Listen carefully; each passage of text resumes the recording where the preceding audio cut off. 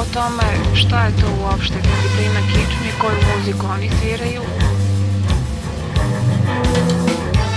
To je jedna u stvari jedna lepa i iskrena patetična ljubav prema muzici. Pa to je muzika koja je po njima prvenstveno agresivna. Muzika koja njih tera na agresivnost. Muzika koja im doživljava da obraju neke stvari i sile i da se ponašaju van slično kao oni neki moderni ponašaju.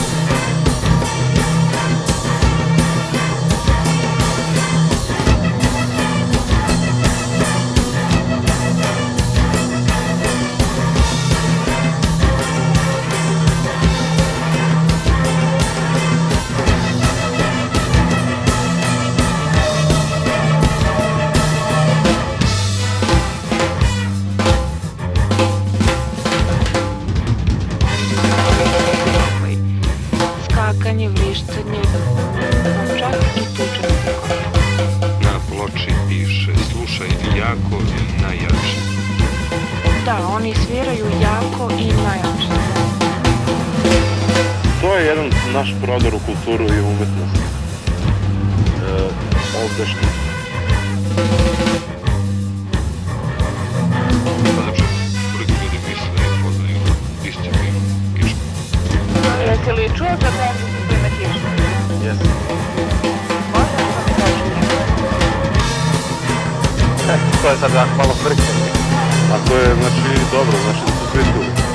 Recimo njihove pesme se sve od 2 ili 3 rečenice koje se ponavljaju u svakoj pesmi po 3 minuta.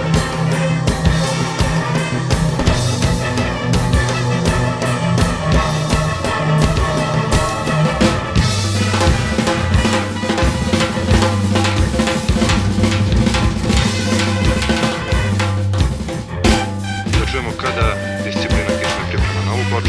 Disciplina kičme priprema novu ploču za septembar, mada po njihovim rečima oni je ne očekuju pre nove godine. Dakle, nešto novo u stilu mozaika, pečata ili nešto.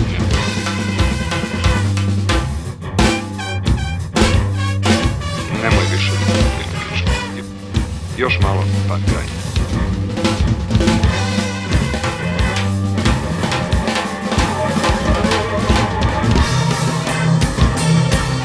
I na kraju u Kojino ime i u Kojinom izboru pozdrav slušalcima radio Vrnjačke banje sa rečima Voli vas Koja i disciplina kičme.